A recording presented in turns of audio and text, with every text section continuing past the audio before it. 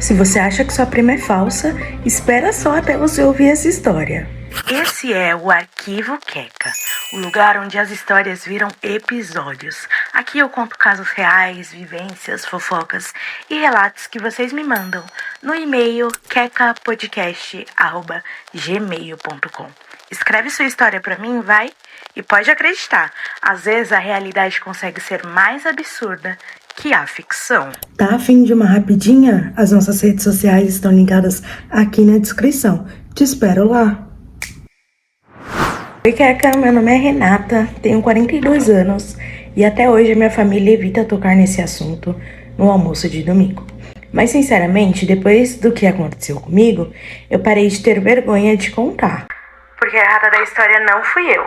Eu fui mãe muito nova, tive a minha filha, a Bia, com 19 anos. O pai dela sumiu quando ela ainda usava fraldas, então praticamente crescemos juntas. Sempre fomos muito próximas, tipo melhores amigas mesmo. Meu sonho. Era o meu sonho. Minha irmã mais velha também tinha uma filha, a Larissa.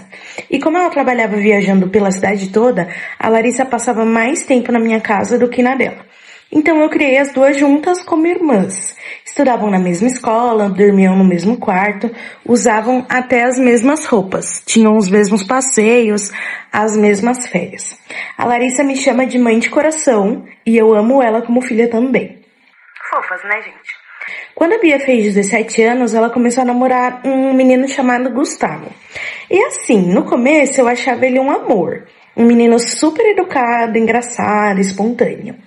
Ele ajudava o meu namorado com a churrasqueira, lavava a louça, depois do almoço, levava flores para minha filha sem data especial. Era tudo o que é super raro hoje em dia para os meninos da idade dele. Concordo. A Beatriz era cega de paixão nele. Só que a Larissa também ficou muito próxima dele. Mas ninguém estranhava, porque nós éramos uma família muito grudada. E as primas se tratavam como gêmeas. Eles iam a shopping juntos, jogavam videogame, ficavam conversando até tarde.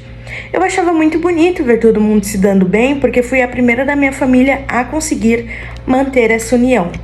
Te entendo, porque a relação que eu tenho com as minhas irmãs também não é uma relação que a minha mãe teve com as irmãs dela. Então, pra gente é muito legal construir isso. Até que começaram os detalhes estranhos. A Larissa começou a copiar minha filha em tudo. A mesma roupa, o mesmo jeito de falar, as mesmas músicas. Acho que é normal, né? Porque elas parecem aqui ter a mesma idade. Acho que é normal.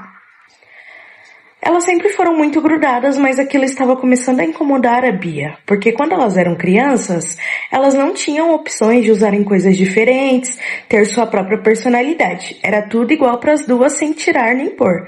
Você acha que eu errei nisso?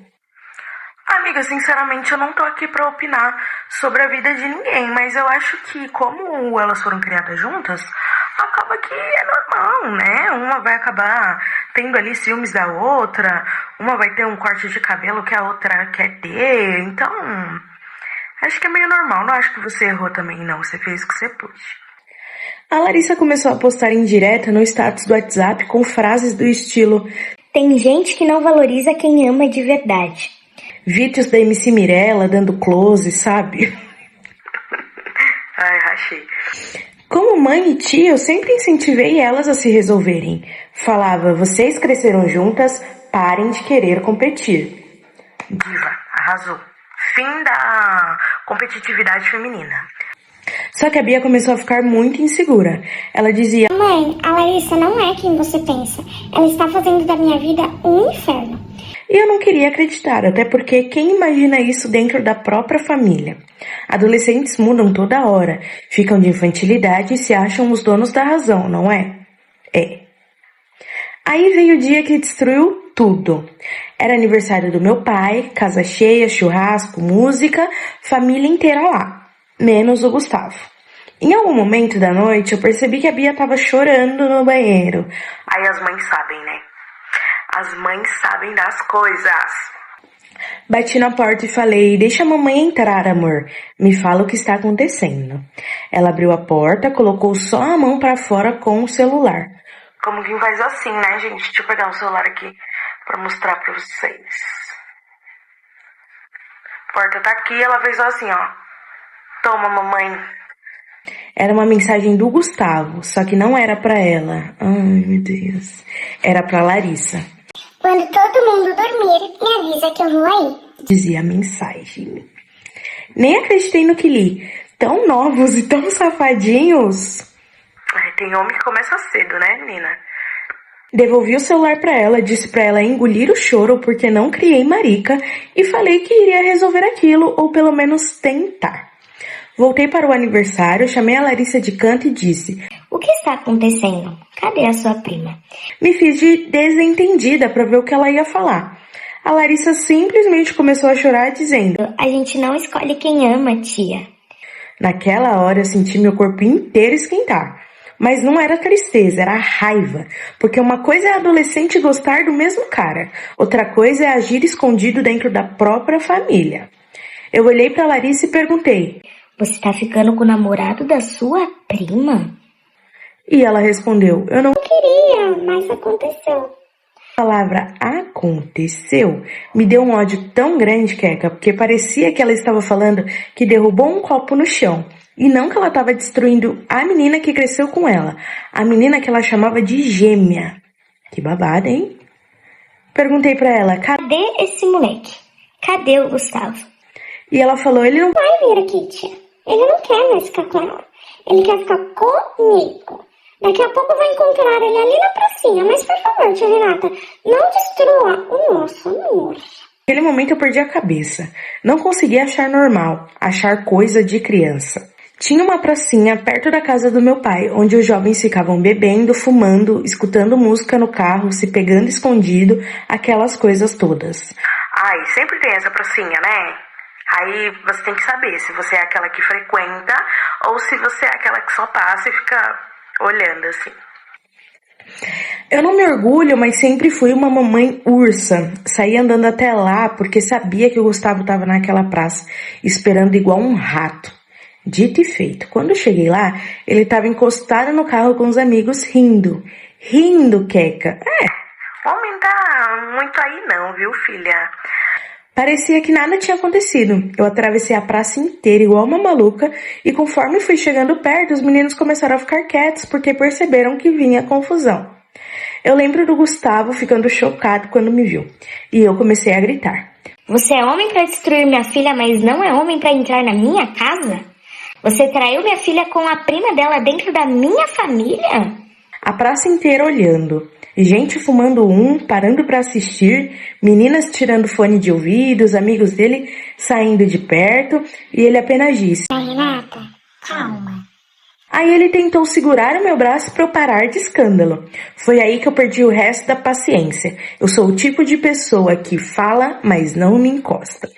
Eu sou assim, dona Renata!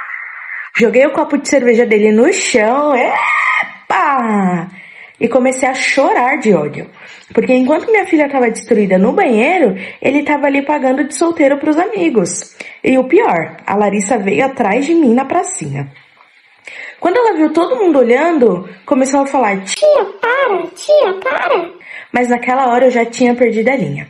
Eu olhei para ela e falei uma frase que até hoje me arrependo. Eu devia ter deixado a sua mãe te criar. Na hora que falei aquilo, ela desmontou. Porque apesar de toda a raiva, eu sabia que aquela menina me amava também. Só que amor sem limite acaba virando bagunça. E naquela família, ninguém tinha colocado limite na Larissa em nada. Eita, mas não foi a senhora que criou ela? Então foi a senhora que não colocou limite também, né? A praça inteira ficou num silêncio horrível, a Larissa foi embora com o Gustavo mesmo. E sabe o que mais me marcou? Quando eu cheguei no aniversário de volta, minha filha estava na garagem, pedindo pro meu namorado para ir atrás de mim. Padrasto dela, no caso, né? Ela estava desesperada, tremendo, sem entender nada, e quando me viu chegando, chorou correndo para me abraçar. Nunca vou esquecer daquela cena. Minha filha chorando, agarrada em mim, enquanto a festa continuava lá dentro, como se nada tivesse acontecido. Música tocando, gente conversando, minha mãe tentando distrair os parentes. É porque pros parentes nada aconteceu mesmo, né? Aconteceu aí pra vocês que estavam mais próximos. A Beatriz olhou pra mim e perguntou: Mãe, ela escolheu ele? E eu não consegui responder, porque no fundo, ela escolheu. Naquela mesma noite, a Larissa foi embora com o Gustavo. Levou roupa, maquiagem, carregador, essas coisas básicas. Minha irmã ficou desesperada procurando ela pela cidade inteira, mas ela não queria voltar. Nos primeiros meses, os dois postavam fotos felizes falando sobre amor verdadeiro, indiretas sobre pessoas que não aceitavam a felicidade deles, aquelas coisas de casal emocionado, aquelas coisas que casal emocionado posta quando quer provar que fez a escolha certa. Arrasou, atingiu aqui metade da população. Minha filha sofria muito vendo aquilo, porque enquanto ela tentava juntar os pedaços dela, os dois pareciam viver um romance perfeito. A Bia não conseguia mais confiar em ninguém, parou de sair, parou de postar foto e começou a se comparar com a Larissa em tudo. Mãe, ela é mais bonita que eu. Mãe, você acha que ele gostava dela fazia tempo? Mãe, todo mundo percebeu, menos eu. Aquilo acabava comigo como mãe. Porque eu podia humilhar o Gustavo com palavras, eu podia falar pra Larissa nunca mais aparecer na minha frente, mas eu não podia entrar no coração da minha filha e arrancar aquela dor. É, babado, independente do que você faça, né, aconteceu. Eu acho que ela tinha que passar por isso, querendo ou não, né? Os anos foram passando, minha família se afastou da minha irmã, da Larissa, do casal. A Larissa e o Gustavo ficaram juntos por bastante tempo, mais do que todo mundo imaginava. Foram morar juntos, trabalhavam aqui e ali, viviam terminando e voltando. Só que com o tempo, o Gustavo começou a fazer com ela exatamente o que fez com a Bia. Começou a mentir, começou a sumir, falava com outras mulheres e nós só observávamos e ouvíamos fofocas que a minha mãe trazia. Nós não estávamos falando, né? A mãe ia lá na casa da irmã, acho que da irmã da Larissa, não sei, é que a Renata não falou. Eu escutava e aí ia lá e falava também, né? Passava fofoca. Até que um dia minha irmã me ligou chorando, dizendo: A Larissa tá grávida. E sinceramente, mesmo depois de tudo, eu fiquei muito feliz pela gravidez. Porque no fundo, eu sempre amei aquela menina como sobrinha, como filha. Só não conseguia esquecer o que ela fez. Só que a felicidade durou pouco. Depois que a barriga começou a crescer, o Gustavo mudou completamente. Ele parou de trabalhar direito, chegava tarde, desligava o celular, até que um dia ele foi comprar cigarro e nunca mais voltou. Ele simplesmente sumiu. Pegou as roupas dele enquanto ela estava numa consulta de pré-natal que ele não foi e desapareceu. Não deixou um bilhete, não mandou uma mensagem e o pior, sumiu sem assumir o filho. Gente, que babado. A Larissa me ligou chorando, desesperada, coisa que eu nunca tinha visto antes.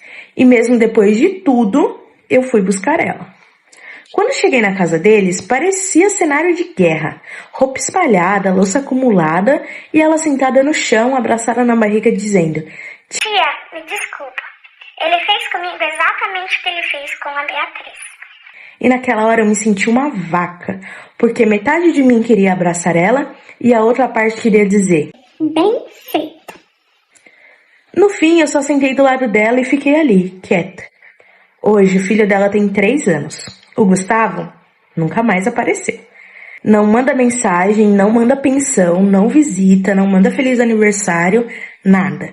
A Larissa amadureceu muito depois disso.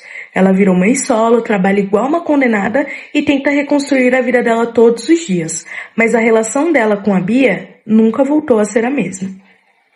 Minha filha, graças a Deus, conseguiu seguir em frente, faz terapia, conheceu outras pessoas, mas tem feridas que deixam cicatriz para sempre.